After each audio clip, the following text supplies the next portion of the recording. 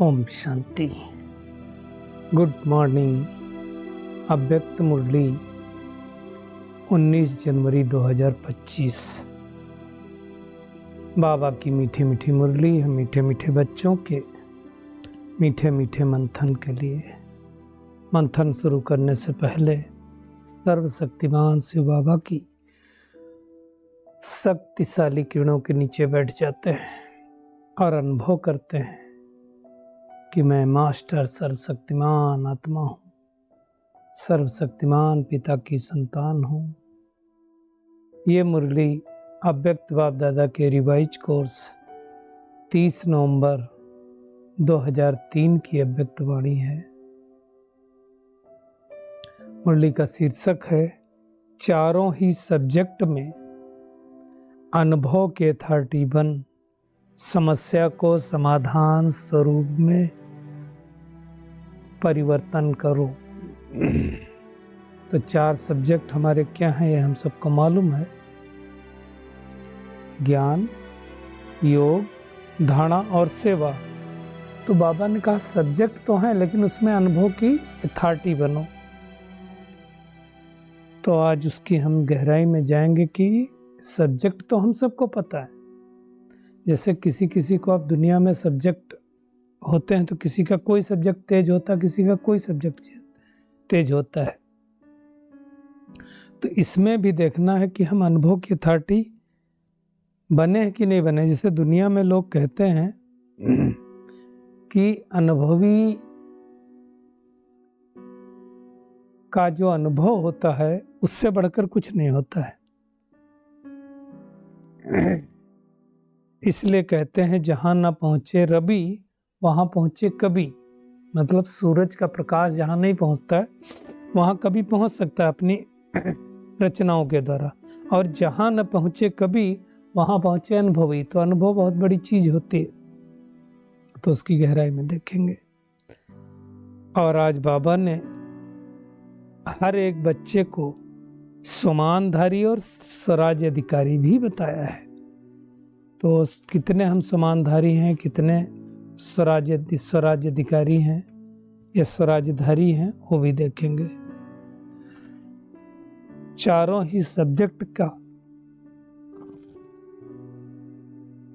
अलग अलग डिस्क्रिप्शन दिया और मेहनत और मोहब्बत के बारे में बाबा ने कहा जितना निश्चय उतना नशा। और अव्यक्त मास चल रहा है इसलिए विघ्न प्रूफ चमकीली फरिश्ता ड्रेस पहनने के लिए बाबा ने कहा, और विघ्न विनाशक कैसे बनना है उसके लिए भी बाबा ने शिक्षाएं दी हैं। और वंडरफुल बात है कि हम सब की विघ्न विनाशक भट्टी 21 दिन की कल ही समापन हुआ है। और अभ्यास पर अगर हम पूरा अटेंशन दें तो फर्स्ट डिवीजन में आ सकते हैं। और विशेष आज महीने का तीसरा रविवार है तो अंतर्राष्ट्रीय योग दिवस है। तो सभी भाई बहनें 6:30 से 7:30 बजे विशेष रूप से संगठित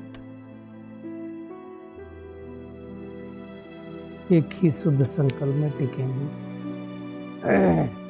तो आज ब्राह्मण संसार का रचता कौन है? शिव बाबा, निराकार शिव बाबा अपने चारों ओर के ब्राह्मण बच्चों को देख रहे हैं। आज बाप दादा नहीं बोला है। क्यों? क्योंकि रचता, वैसे तो ब्रह्मा को भी कहा जाता है कि नई दुनिया रची, लेकिन एक्चुअल देखा जाए तो रास्ता शिव बाबा है। तो ऐसे चारों ओर के ब्राह्मण बच्चों को देखा और बाबा ने कहा यह बहुत छोटा सा संसार है ब्राह्मण का। अब आप सोचो विश्व में 800 करोड़ आत्माओं में अगर 10-20 लाख हो तो क्या छोटे कहेंगे। बाबा ने कहा अति श्रेष्ठ भी है, अति प्यारा संसार भी है, और ऐसा विशेष आत्माओं का संसार है सारे संसार में। ये क्यों कहा बाबा ने? क्योंकि हर एक ब्राह्मण आत्मा कोटों में कोई में भी कोई है। क्यों? क्योंकि खुद को पहचाना, परमात्मा को पहचाना और उसके वर्ष के अधिकारी बन गए। तो ये बहुत बड़ी बात हो गई। ऐसे ब्राह्मण बच्चों के जो कोटों में कोई हैं, भगवान ने जन्मते ही हर एक के मस्तक पर श्रेष्ठ भाग्य की रेखाएं खींच दी, लकीर खींच दी। ये परमात्म प्यार, परमात्म दुलार सारे कल्प में एक ही बार मिलता है। आप पूरा 5000 वर्ष का चक्र उठा करके देखो, दोबारा ये समय नहीं मिलेगा कि भगवान हमें प्यार करे। हाँ, सतयुग में आप होंगे तो देवताएं देवताओं का प्यार करेंगे, संत आत्माओं का प्यार मिल सकता है, महान आत्माओं का प्यार मिल सकता है, लेकिन परमात्मा का प्यार पूरे कल्प में एक ही बार मिलता है। तो बाबा ने कहा इतना रूहानी नशा रहना चाहिए, है ना? क्योंकि हम कर्मयोगी जीवन जीने वाले हैं। कर्मयोगी का मतलब क्या हो गया? 2, 4, 6 घंटे के योगी नहीं, फिर 8 घंटे के योगी नहीं, निरंतर योगी, यानी हर समय बाबा की याद रहे। क्योंकि ब्राह्मण जीवन का लक्ष्य क्या है? याद। तो जितना याद होगी तो वैसे लक्षण भी तो होंगे, जो लक्ष्य होता वैसे लक्षण भी होते हैं। तो ऐसे भाग्यवान बच्चों के मस्तक पर बाबा ने क्या देखा? चमकते हुए सितारे देखे। क्या देखा? कि हर बच्चा श्रेष्ठ समानधारी और स्वराज्यधारी। अब समान तो बाबा ने हम कितने दिए हैं? हम हर एक अगर अपने अपने समानों को याद करें तो कितने सारे समान बाबा ने हमको दे दिए हैं, है ना? अब एक एक समान अगर आप याद करो, मैं बाप दादा की दिल तक नसीन आत्मा हूँ, है ना? मैं मास्टर सर्वशक्तिमान हूँ, मैं कोटों में कोई हूँ, मैं देवकुल की महान आत्मा हूँ, तो कितने सारे समान आ जाते हैं। अगर लिखने बैठे तो आप 50 समान लिख सकते हैं। और स्वराज्यधारी, कितना हमें स्व के ऊपर राज्य है। स्व के ऊपर राज्य मतलब क्या? अपनी कर्मेंद्रियों के ऊपर राज्य, अपनी स्थूल ज्ञानेंद्रियों के ऊपर राज्य और सूक्ष्म कर्मेंद्रियों के ऊपर राज्य है। सोचो। और ये जो समान की लिस्ट है, ये अभिमान को खत्म करने वाली है। समान का आज बाबा ने शाब्दिक अर्थ बताया, श्रेष्ठ अभिमान। एक होता है अहंकार वाला अभिमान और एक होता है श्रेष्ठ अभिमान, जो रावण को दिखाया कि मैं एक पल में ये कर दूंगा, मैं एक पल में ये कर दूंगा, वो बनवासी मेरे आगे क्या टिकेगा। ये क्या है? अभिमान। जैसे मैं मास्टर सर्वशक्तिमान हूं, ये क्या है? समान है। मैं ही मास्टर सर्वशक्तिमान हूं या मैं ही शक्तिमान हूं, तो अभिमान हो गया ना। तो श्रेष्ठ अभिमान को बाबा ने समान कहा। और जो श्रेष्ठ अभिमान होता है वो अशुद्ध जो देह अभिमान है उसको समाप्त कर देता है। तो हमें चेक करना है कि हमें कोई अभिमान तो नहीं है। कैसे समाप्त कर देता है? बाबा ने कहा जैसे वो लाइट ऑन करो तो अंधकार कितनी देर लगती है? सेकंड में चला जाता है अंधकार। वैसे ही अगर स्मृति का स्विच ऑन हुआ तो देह अभिमान सेकंड में समाप्त हो जाएगा। कौन सा स्विच? समान की स्मृति का स्विच ऑन होना चाहिए। तो बार बार हमें संकल्प करना है कि मैं कौन हूँ? मैं भाग्यवान आत्मा हूँ, मैं परमात्मा की दिल तक तनसीन आत्मा हूँ। कल बाबा जो अव्यक्त मिलन में आया, बाबा ने रिपीट क्यों करवाया? एक्चुअली ये जब हम रिपीट करते हैं अफर्मेशन, तो जो रिपीट करते हैं हमारा सबकॉन्शियस माइंड उसको एक्सेप्ट कर लेता है ना? तो उस पे सेट होना है। अब अगर हमने कहा मैं बाप दादा के दिल तक तनसीन हैं, सोच भी रहे हैं, बोल भी रहे हैं, लेकिन अगर अनुभव की सीट पर सेट नहीं होंगे तो फिर मुश्किल है। इसलिए सुनना अलग है, सोचना अलग है, लेकिन अनुभवी स्वरूप बनना है ना। अनुभवी स्वरूप जो आत्मा बन जाती है उसको फिर किसी दूसरे की सुनने की जरूरत नहीं। 1000 लोग भी कहें तो भी वो मानेगा नहीं। और जो अनुभवी स्वरूप होते हैं वो अपनी मस्ती में मस्त रहते हैं। यही भक्ति और ज्ञान का डिफरेंस है। ये बात बाबा ने आज कहा, भक्ति और ज्ञान में डिफरेंस है। भक्ति में क्या होता है, सुनने की मस्ती में मस्त रहते हैं लेकिन अनुभव नहीं करते हैं, और यहाँ हम सब अनुभव करते हैं। अनुभवी स्वरूप होते हैं तो रूहानी नशा चढ़ता है। अनुभव कभी भी जीवन में भूलता नहीं है। सुना हुआ सोचा हुआ भूल सकता है लेकिन अनुभव नहीं। इसलिए आप देखो, कोई भी अनुभव हो, चाहे अच्छा अनुभव हो चाहे उसका अपोजिट वाला अनुभव हो, लेकिन हम अनुभव कभी भूलते नहीं। चाहे परमात्मा की मदद का अनुभव हो, वो भी हम नहीं भूलते। तो अनुभव बहुत इंपॉर्टेंट है। आप देखो, बचपन में मान लो कहीं कुछ हुआ हो, आपके साथ कुछ अच्छा हुआ हो, तो आप वो भूलेंगे नहीं। तो बाबा बार बार स्मृति दिलाता है कि हर एक बात जो हमने परमात्मा से सुनी उसके अनुभवी मूर्त बनो। क्यों भगवान कह रहा है उसके अनुभव की गहराई में जाओ, बाबा से योग लगाओ। तो जब जितना जितना हम अनुभवी मूर्त बन जाएंगे उतना उतना नशा चढ़ता चला जाएगा, क्योंकि अनुभव को माया भी नहीं मिटा सकती। माया में वो ताकत नहीं है कि अनुभव को मिटा दे। ये है अनुभव की अपनी ताकत।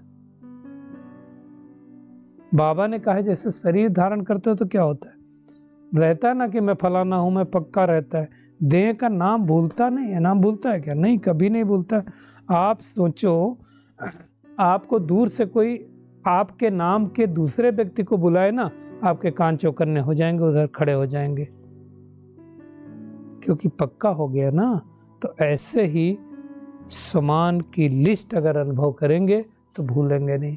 अगर समय पर हमने शक्तियों को उजागर किया और वो शक्तियां आ गई तो हम भूल नहीं सकते। तो सोचो कि वो अनुभवी मूर्त हम हैं। अब क्या अनुभवी मूर्त बनना है? तो पहला अनुभव कि मैं आत्मा हूं। अब आत्मा हूं तो देह को जब मेरा कहते हो, लेकिन हूं मैं आत्मा। जब हम आत्मा है तो देह भान कहां से आया? तो उसका कारण है 63 जन्मों से देह का अभ्यास बन गया। मैं देह हूं, मैं देह हूं, मैं देह हूं। उल्टा अभ्यास पक्का कर लिया। तो यथार्थ अभ्यास में आत्मा हुई हूं, क्यों भूले? वैसे भी देखा जाए तो पूरे कल्प में ज्यादा हम देह अभिमानी रहते हैं या देही अभिमानी रहते हैं? तो सब लोग अगर कैलकुलेट करो, मेरा जो चिंतन चला उसके हिसाब से मुझे लगता सबसे ज्यादा हम देही अभिमानी रहते हैं। देखो, सतयुग त्रेता युग पूरे देही अभिमानी, करेक्ट। संगम युग भी देही अभिमानी, एक जन्म तो हुआ ना, तो 2500 साल आधा तो देही अभिमानी रहे ही, मतलब आत्म अभिमानी संगम युग पे रहे। और हर जन्म में मान लो द्वापर युग से भी बीच में जब शरीर छोड़ा तो शरीर कौन छोड़ता है? आत्मा छोड़ती है। तो अगर 63 जन्म लिए हमने द्वापर से लगा के अब तक, तो हर 63 जन्म में भी एक बार आत्माभिमानी देही अभिमानी तो हुए। तो उसका अभ्यास ज्यादा होना चाहिए, तो फिर उसका अभ्यास पक्का होना चाहिए। इसमें बाबा कहता मेहनत नहीं करो, क्योंकि भगवान देखता है जब परमात्मा के बच्चे और मेहनत, तो उनको अच्छा नहीं लगता। इसलिए बाबा ने कहा भगवान के बच्चे और मेहनत। तो जैसे कोई कर्म करते हमें देह भान नहीं भूलता, तो फिर आत्मा क्यों भूल जाता है? ब्राह्मण जीवन माना ही कर्मयोगी जीवन, योगी जीवन, वो कैसे भूल सकता है? तो उसको हमें अनुभव करना। और कैसे अनुभव करना? तो हर एक सब्जेक्ट, मेरी 4 सब्जेक्ट हैं, हर एक सब्जेक्ट को अनुभव में लाना। जैसे ज्ञान सुनना सुनाना तो बहुत ईजी, मूल्य के पॉइंट्स रिपीट करने को दे दो, हर बच्चे रिपीट कर देते हैं। उसकी गहराई में जाना, ज्ञान स्वरूप बनना। ज्ञान स्वरूप का मतलब क्या हो गया? हर कर्म में नॉलेजफुल, अर्थात नॉलेज की लाइट माइट हो, वो ज्ञान हमारे कर्मों में उतर जाए, हमारे व्यवहार में झलक जाए, वो लाइट और माइट मिले। कहना एक, सोचना एक, बोलना एक, करना एक, ये नहीं, तीनों में समानता हो तो कहेंगे ज्ञान स्वरूप। भाषण करना एक, और जब खुद मनन करने को आए, अपने अंदर इंप्लीमेंट करने को आए, तो अलग, वो नहीं चलेगा। बाबा ने कहा नॉलेज को कहा ही जाता है लाइट और माइट। ऐसे ही योगी स्वरूप, योग युक्त, युक्ति युक्त स्वरूप। तो नॉलेज वाले को लाइट और माइट चाहिए, योगी स्वरूप को क्या चाहिए? दूसरा हमारा सब्जेक्ट क्या है? योग। तो योग का मतलब योग युक्त, युक्ति युक्त स्वरूप होना चाहिए, बोलने वाले नहीं, वो स्वरूप हो। और तीसरा हमारा सब्जेक्ट है धारणा। तो धारणा स्वरूप का मतलब क्या होता है? हर कर्म, हर कर्मेंद्रिय, हर गुण के धारणा स्वरूप होगी, हर कर्मेंद्रिय। और चौथी सब्जेक्ट है सेवा। तो सेवा के अनुभवी मूर्त। सेवा का धारी का अर्थ है निरंतर स्वतः ही सेवाधारी। अब सेवा केवल स्थूल सेवा नहीं होती, मनसा सेवा भी होती, वाचा सेवा भी होती, कर्मणा सेवा भी होती, संबंध संपर्क में हर कर्म में सेवा नेचुरल होती है। वैसे देखो, जब आप एक दूसरे के व्यवहार में जाते तो भी सेवा होती है। किस तरह की सेवा होती है आपके ऊपर डिपेंड, आपका व्यवहार तब पता चलता है। इसलिए कहते हैं दुकान खुलती है तो पता चलता है कोयले की है हीरे की। इसी तरह किसी की जुबान खुलती है तो पता चलता है कि ज्ञान स्वरूप कितना बना है, अंदर कितना है, आत्मिक भाव कितना है, एक दूसरे के प्रति देखने की दृष्टि कितनी है। तो अनुभवी मूर्त मुख्य है। चारों ही सब्जेक्ट में बाबा ने कहा चेक करो, चाहे मनसा, चाहे वाचा, चाहे कर्मणा, चाहे संबंध संपर्क, हर कर्म में नेचुरल रूप से सेवा हो। और अनुभवी मूर्त का मतलब बाबा ने कहा कि अनुभवी मूर्त जो होगी आत्मा अनुभव के अथॉरिटी से किसी भी समस्या को सेकंड में समस्या से समाधान स्वरूप में लेके जाएगी। एक है समस्या स्वरूप और एक है समाधान स्वरूप। तो हम कौन हैं वो हमें चेक करना है, क्योंकि समय समीपता का आ रहा है। तो हमें समाधान स्वरूप बनना है। समस्या का काम है आना और हमारा काम है समाधान स्वरूप बनना। तो चेक करें कि हम कितने समानधारी, कितने स्वराज्य अधिकारी, कितने समाधान स्वरूप बने हैं। और ये काम अनुभवी मूर्त आत्मा कर सकती है। तो हम इसकी गहराई में जाएंगे और समानधारी बनेंगे, स्वराज्य अधिकारी बनेंगे। आज बाबा ने कहा पांडव, 5 पांडव का रहे। अब देखो बाबा कहता है पांडव याद रहते तो पांडव पति याद रहते कि नहीं? पांडव का पति कौन है? शिव बाबा। अब पांचों पांडव 5 ही क्यों गाए गए? क्योंकि आप देखो 100 में से 5 आत्माएं मुश्किल से ही होती हैं जो परमात्मा से नहीं होती है। इसलिए पांडवों का नाम यादगार है। टाइटल भी है विजयी पांडव हुए थे। तो ये नशा रहना चाहिए कि हम पांडव विजय का तिलक लगाए हुए हैं, अविनाशी तिलक मस्तक पर लगा हुआ है। और वैसा बाबा ने माताओं को भी कहा। माताएं तो कहती हमारे लिए तो बाबा आया इस सृष्टि पर। आप देखो जब से संगम युग चालू हुआ 1936 में चालू हुआ, उसके बाद ही आप देखो चाहे स्वर्गीय प्रधानमंत्री श्रीमती इंदिरा गांधी हों, मार्गरेट थैचर हों, या बहुत सारी जो बहनें बाद में आई। अभी बाबा तो कहता हर वर्ग में माताओं को आगे रखा जा रहा है। अभी तो प्रेसिडेंट भी हमारी माता ही हैं, पहले भी रह चुकी हैं। तो जब से बाबा ने कहा माताओं को आगे किया, तब से सब आगे हो गया। तो इसलिए बाबा ने कहा माताएं तो जादूगर नहीं हो गई। बाबा ने कहा बस एक ही काम करो, जिस संबंध में चाहो उस संबंध से बाप को याद करो। कोई खुदा दोस्त के संबंध से याद करता है, कोई अलग संबंध से, है ना? क्योंकि बाबा को मैंने कहा बाबा मेरा, और बाबा ने क्या कहा? मैं तेरा, बस। तो ये बंधन बंध गए हम। तो उस बंधन को हमें ध्यान देना है।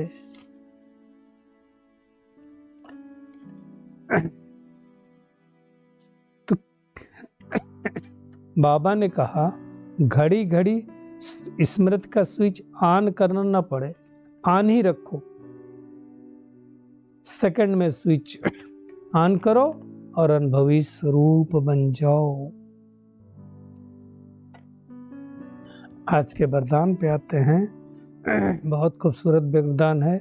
विघ्न प्रूफ चमकीली फरिश्ता ड्रेस धारण करने वाले सदा विघ्न विनाशक भव। अब विघ्न विनाशक तो सभी भाई बहनें बन ही गए होंगे, क्योंकि 21 दिन तक जिन भाई बहनों ने भट्ठी की है तो निश्चित रूप से प्रभाव तो पड़ा ही होगा। आज जो भाई बहनें नुमा शाम में ऑनलाइन जुड़ते हैं उनका अनुभव भी सुनेंगे कि क्या इम्पैक्ट हुआ। इम्पैक्ट तो पड़ता ही है। तो बाबा ने कहा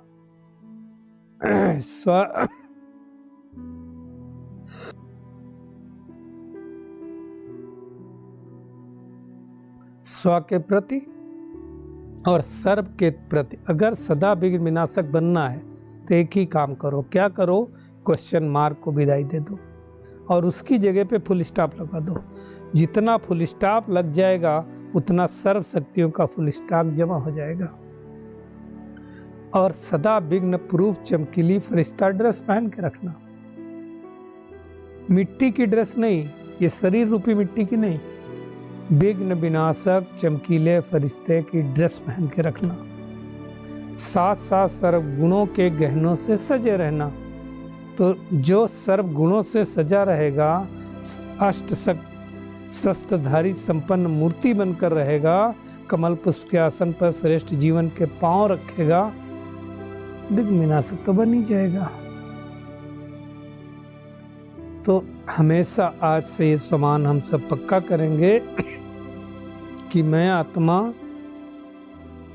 विघ्न प्रूफ चमकीली फरिश्ता ड्रेस से सुसज्जित आत्मा हूँ। और अभ्यास पर जितना जितना अटेंशन देंगे तो फर्स्ट डिवीजन में आते जाएंगे। बाबा ने कहा जैसे मनसा वाचा सेवा नेचुरल हो गई, मनसा सेवा भी नेचुरल हो जाए। वाणी के साथ साथ मनसा सेवा करो। जब आप ज्ञान सुनाते हो ना तो महसूस करो कि भ्रिकुटी के बीच में आत्मा बैठी हूँ, वहाँ से शक्तिशाली किरणें निकल रही, सामने वाली आत्मा के ऊपर पड़ रही हैं। तो क्या होगा? बोलना कम पड़ेगा। बोलने में जो बाबा ने कहा एनर्जी लगाते हो, वो मनसा सेवा के सहयोग के कारण वाणी की एनर्जी जमा होगी और मनसा की शक्तिशाली सेवा सफलता ज़्यादा अनुभव कराएगी। तो आपको सफलता की महसूसता ज़्यादा होगी। तो ये बहुत बड़ी मेहनत हम सबको करनी है। तो आज पूरी मुरली से टेक होम यही है कि हमको श्रेष्ठ समानधारी बनना है, स्वराज्यधारी बनना है और चारों ही सब्जेक्ट में, है ना।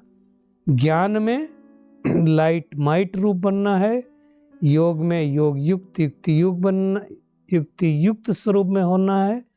धारणा स्वरूप मतलब हर कर्म हर कर्मेंद्रिय हर गुण के धारणा स्वरूप बनना है। और सेवा में अनुभवी मूर्त बनना है। और हमेशा विघ्न प्रूफ चमकीली फरिश्ता ड्रेस पहन करके रखना है। तो हम विघ्न विनाशक बन ही जाएंगे। सारी शक्तियों को अपने साथ में रखेंगे। और अब मनसा सेवा वाणी सेवा के साथ साथ करेंगे। अच्छा, शुक्रिया मीठे प्यारे बाप दादा, शुक्रिया आप सभी का इस मीठे मंथन के लिए। अच्छा, ओम शांति।